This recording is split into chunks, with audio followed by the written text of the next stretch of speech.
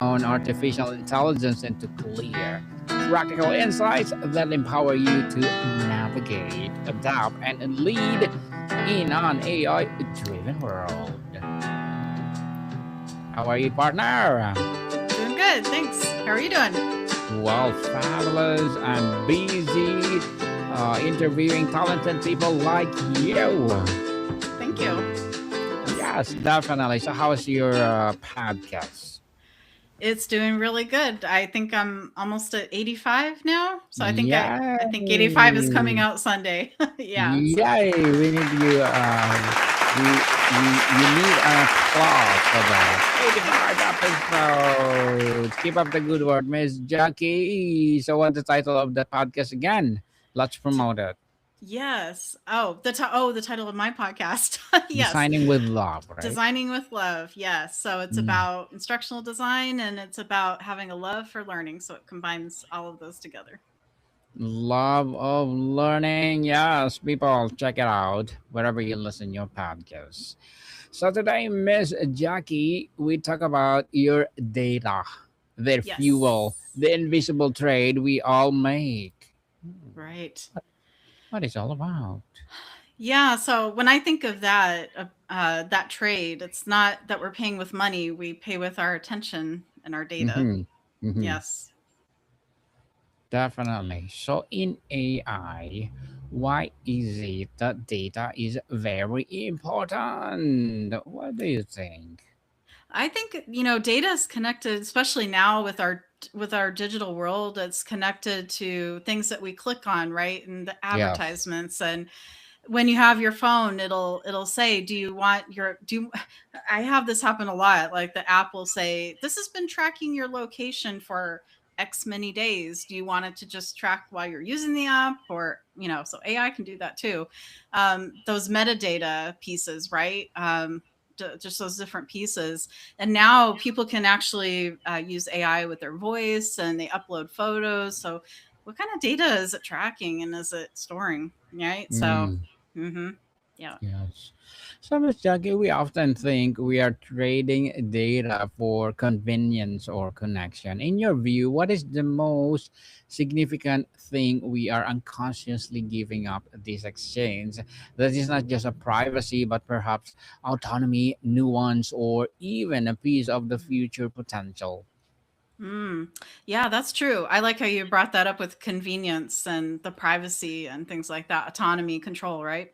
Those Yes. things, yeah, those trade offs. So I think some of the things we may not realize that we're doing is every time we input something into an AI tool, whether it's Chat GPT or Grok or something like that, like an actual tool, or it's something where there's a chat bot, right, that's on a website and you see the AI helper kind of saying, "How can I help you today?" and you input that information. Usually they'll have a disclaimer at the bottom of that says any data you enter, that they can record it as far as the organization, but we still have to be careful, right? What we put in there and even for me, I work at an educational institution and we cannot use outside AI tools. We have to use the one that they made that's internal because we have proprietary information that's company wide, right? That if it leaks out, that's not good for our competitors. But then there's also student data. There's the privacy, which is the FERPA, that's the Student Privacy Act and things like that. And then we also have other things that we're teaching students, don't put that out there, because of HIPAA, which is the Patient Privacy Act. So there's definitely, those different laws and acts that are out there that hopefully help protect people, but still be aware of that and know what you're putting out in the world because it still goes out in the World Wide Web because that's what AI is doing. That large language model is picking up on what's on the internet. So, yep, good to know that, right? Definitely, yes. So this trade feels new, but it's rooted in older economic models. How is it the current data for service barter system on evolution of, say, the advertising driven broadcast of TV model, or where does it represent a fundamental qualitative break? Ooh, that's really good. Yeah, I'm Mhm. glad you mentioned that with the data, because we think of like the old way of where things how things were done, like with advertising and things like that. They used to call those data brokers, and I think they still do in some way. And that's where they have the data about you from other sources. So they could be, telemarketers. I think might still do it, right? Where they sell your data to other companies, and you don't even know it's happening. So those what they call shadow profiles. And so it's interesting because AI adds that new layer. There's the data that they use to give you the features that you're looking for, right? To make things more convenient or to help you and things like that. But and then there's also the data that's used to train the model too. So we have to be aware of what we're giving and how we're giving it. So are we using it to train the model, and are we okay with giving that information? Is it something that we're using to be able to get a feature that we're looking to enhance our lives? So it's always good to know what you're giving and what you're getting in return as well. Enhance our lives to be better. Right. Definitely, yes. So the mechanism and manipulation, how the trade works, Miss Jackie. Let's demystify the path from a single click or location ping. Walk us through the journey. How does that raw data point get processed, enriched, bundled, and ultimately turned into fuel for recommendation, a credit score, or dynamic price? Mm. Yeah, that's so important because what it's doing is the system, once you give permission for that, and it, like we were talking about, it pings your location and any type of other information that you provide, and then what it does is it goes into their database, maybe their AI model, and like you said, it personalizes things for you, makes recommendations, things like that. So it's tailoring the experience for you as a consumer, right? And Hmm. so yeah, so it's important to know that trail behind the scenes and what it's doing, and how that data is used. Sometimes even companies will tell you, a lot of people don't read the legal information or anything like that, or the privacy policy, but maybe some of our listeners could actually just go on ChatGPT or go on another tool or something like that where AI is being used, and just take a few moments to look at their terms of use and look at their privacy policy. And a lot of I know some of it is in legal language, so it's hard to go through it. It's a lot sometimes, but just take a glance at it and see what exactly they are saying that they will share, and they will, and what they'll keep private. And I think that really helps us as consumers to better understand what's going on. And I'm not saying you have to do it for everything, but just as an experiment, take a look and see. And it can be surprising sometimes. I know it's surprised me sometimes what they Yes, what they share and what they don't. Yeah, it's very definitely. interesting. Hmm. And people, if you're using AI platforms, any AI platforms, once you use it, the platforms will embrace you. The platform Absolutely. will record all the things that you're doing inside. And then every time you want this, it's automatically, oh, this is what you need. Hmm. There's a recommendation. All the data that you're inputting on this platform, it automatically will kept by these AI platforms, right, Miss Jackie? Right. From the smallest details of what you're doing. That's why AI is so clever. It's Mm. clever than us. Right. The Exactly. algorithms make Hmm. so clever because Hmm. once you input something, it's in their head. Or Right. is it in her? Yeah, his or her head, right? Exactly. Yes. Right. So I think it's good to have some habits about privacy, that I think we can educate our listeners about. So make sure that when you're on a site, maybe like ChatGPT or something like that, that has AI technology on it, take some time to go to the settings and go to the Mm. permissions and see, and there's even with chat, I don't know with the others, but with ChatGPT, you can actually have it clear out your data every so often if you want, and it might be a good idea to do that. And then I would just say to everybody out there, minimize any oversharing. If there's something that you wouldn't want, someone that a stranger to know, then it may not be a good idea to put it into AI. if you don't want a stranger to know about it.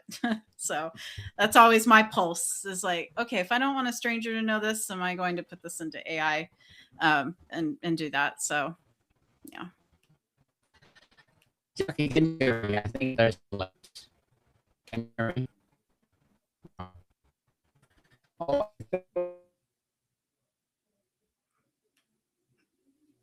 Oh, you might have cut out a little bit. Are you still there, Daniel? Oh, I lost Daniel. Okay, Daniel will be back in a moment, everybody. He might have had some issues.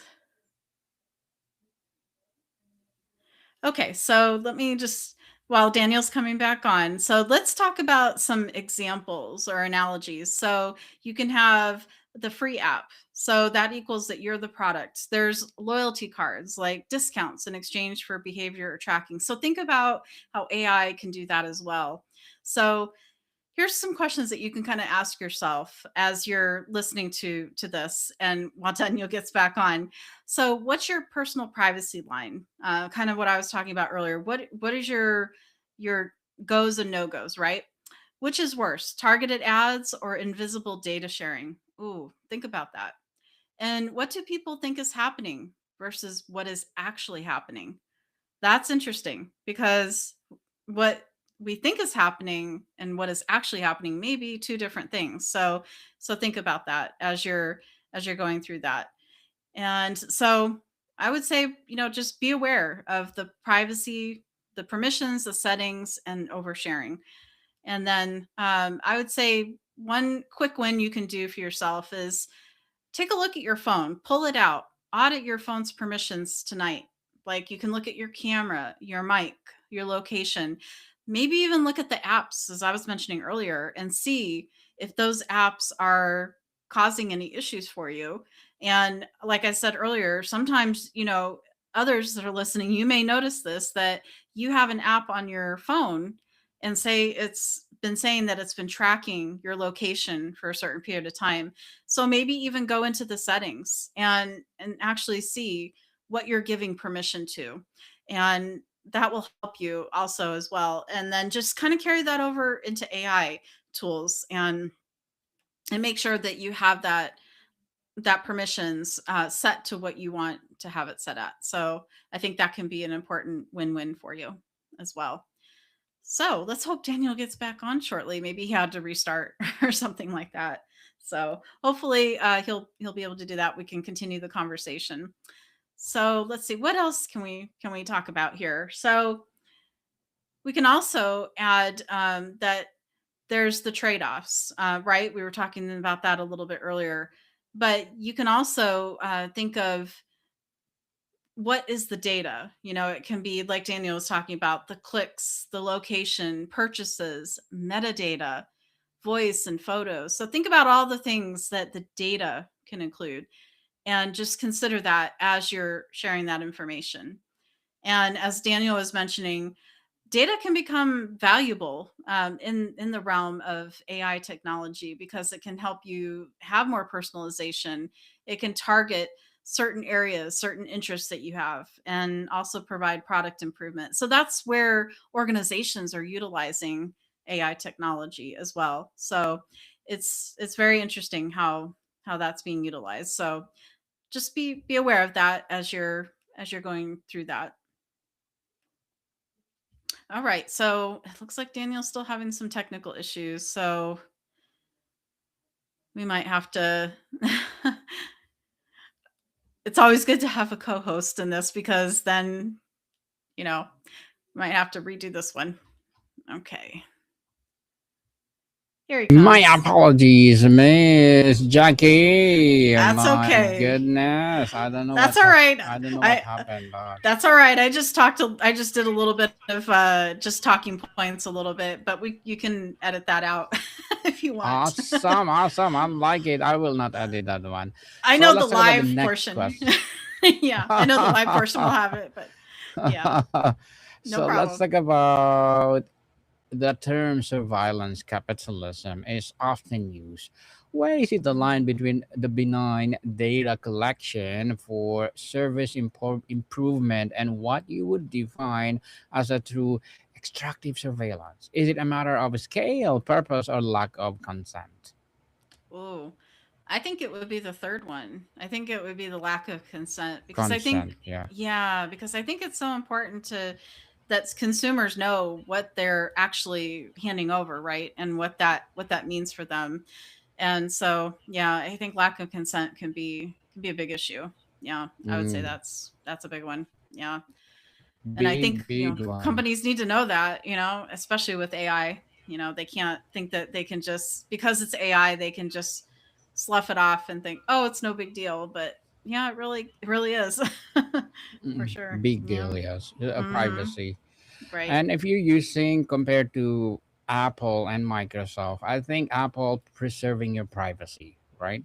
Right. They give you something that keep your privacy close to others. Just like when you browsing to Safari, I think it automatically close all those bots that looking around what are you doing on the web, Right. right? Right. Comparing to other like Edge or Chrome, Mm-hmm. comparing to Safari, they are most guarded. I would agree. Your privacy. Right. And it's interesting too because I have an iPhone, and when I use Mm-hmm. Siri and I'll ask it something, sometimes it'll say, "Would you like ChatGPT to answer this?" And so it's interesting how I didn't notice that until AI became uh, you know, more fluent in all Mm-hmm. these different areas, and even in our hardware, right, in our technology. I was like, oh, it utilizes ChatGPT. I didn't realize that. So I don't know if Apple has partnered with ChatGPT to do that, but I thought that was interesting. Yeah. I I was think like, so. Yes, they are. If you mm-hmm. are, you have iMac or your what do you call that? The laptop. They say Mm-hmm. intelligent surveillance. Intelligent. You activate your AI or something, and ChatGPT are their partner. So you want to Wow. log into your account. Right. So they are partner with Apple. So, Miss Jackie, the terms or the algorithms are often the black box where the trade is finalized. How do this system not just reflect our preferences, but actively shape them, turning our data into a tool that limits our choices as much as caters to them? Hmm. Yeah, that's interesting because AI, it's these large language models are looking for patterns, right? So what it's going to do is it's going to look at what are your patterns, right, for making purchases or your search, what you're searching and things like that. So and then anything that you put in there and you ask it, it's going to start to kind of learn that. So it's very interesting. So yeah, that's the black box, right? Where Black where box, yeah. we're inputting it, and it's actually taking that and tailoring all of that to what you like and what your preferences are. So it's very interesting. Yeah. So, even ChatGPT, I utilize that quite a bit for my podcast, and I utilize it for other creative projects that I'm working on. And ChatGPT actually has gotten to know my podcast well enough to where I don't even need to give it a lot of information. It knows what my Mm-hmm. podcast is about. It's actually learned my patterns of how I like my podcast interview sheets to look, and what kind of format I like to do for my solo episodes. So yeah, it's very interesting how I don't need to give it a lot of information anymore because it does such a Automatic. good job. Yeah, it can be a little scary sometimes. It's like, whoa, this tool knows a lot about what I like and what I do, and yeah, Yes. right. I mean, I still have to prompt it. I still have to do things because it doesn't always the output isn't always the best, and that's where our human judgment comes in. So but it's very interesting how you'll notice the more you use something, the better it learns your patterns. And I think that was before AI too, where you had that happening behind the scenes. We just didn't realize that it was going on. And I think AI was probably around before we even realized it was around. Yeah, I think it just wasn't as predominant as it is now. But someone mentioned that to me the other day, and I'm like, yeah, you're probably right. There was probably some form of AI around before we started using it, before Chat GPT came around and things like that. I think it was there. If we think about those customer service experiences that we would have, and you would have like the automated phone system, right, where it would say to you, what can we help you with today, and it sounded like a human voice. It didn't sound computerized, and I'm like, Hmm. I wonder if that was AI. That, so if we think about all those things that we may not really, it just seems like it's behind the scenes. But if you kind of think about it, like even the bank that I go to, they have voice technology where it can recognize your voice, and I wonder, is that AI technology too? Is it picking up on my voice and saying, okay, I recognize her voice? And so it's very interesting. Yeah. Interesting. And I think Mm-hmm. companies nowadays, they are paying billions of money just to collect data, because the Right. more they know the Mm. data, the more they advertise their things that they want to advertise, Right. right? It helps with marketing, advertising, Hmm. absolutely. And then they can tailor, those products, those services to the customers, and they can also offer them, they can play commercials on TV based upon the, yeah, what people are looking for and what the trends are. So it may not even just be you as an individual or as a customer, but it could be that whole demographic.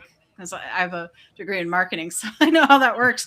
But they could even be pulling all that data together and saying, okay, people out west, they in the United States, they like this, and then they can break it down by demographics, and they can see men versus women, and they can see certain ethnicities and things like that, and they can look at age ranges and all kinds of things, college age, and so it's very interesting. And then they look at, like, okay, so on the East Coast, this is what they prefer, and so what they can do is tailor their advertisements to that and be able to have run different advertisements for different regions depending upon that. So that's been going on for a long time, but I think AI is really helping to hone in on that maybe a little bit more and personalize that the information that consumers are getting as well. Hmm.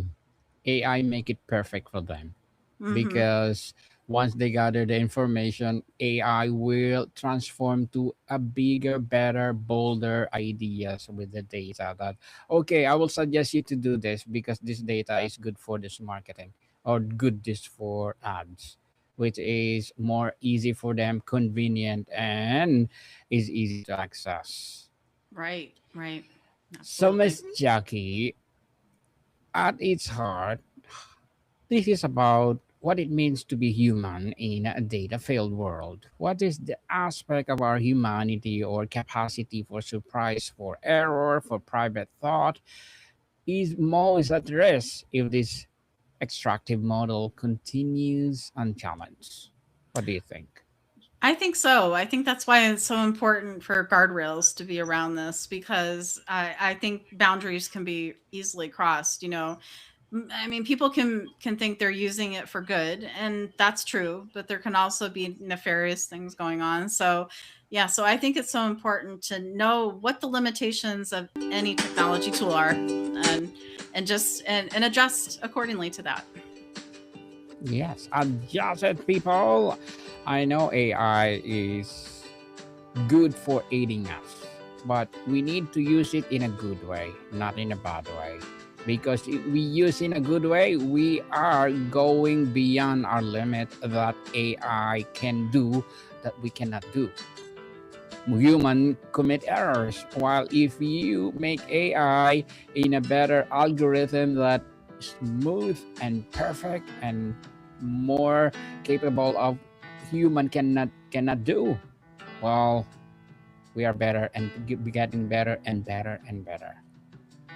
As last episode, we talked about, Miss Jackie, that AI can help us to go beyond our planets, beyond Right. our universe. I love it. Definitely. Yes. Yes. And people, I hope you are empowered to our episodes for today, which is all about data, data, data. The fuel, the invisible trade we all make. So, Miss Jackie, would you like to plug in something? Sure. As you mentioned at the beginning of the episode, I am also a podcast host. And so everybody can go to any podcast platform they follow. And I'm on there with Designing with Love. And I'm on LinkedIn. So if you want to connect with me professionally, feel free to head over there too. Yes, people, let's support Miss Jackie Pellegrin. Please do listen wherever you listen your podcast. And of course, please do listen to our podcast too. AI 101, Tech 101 coming for sure first week of April, available where you listen your podcast. But from now, you can watch us through our live episodes to all social media. And of course, our what is our other podcast, Miss Jackie? Bible verses. Bible verses and Coaching 101. There we go. Coaching 101. Oh my goodness. We have a lot of podcasts now. We don't know what is the title of our podcast. Again, Coaching 101, people, soon to be released next month. And of course, Bible Verses 101, wherever you listen your podcast, AI 101, and of course, Tech 101 will coming after this. So, Miss Jackie, thank you so much for your time. Thank you for joining and keep learning. Maricam people, see you soon.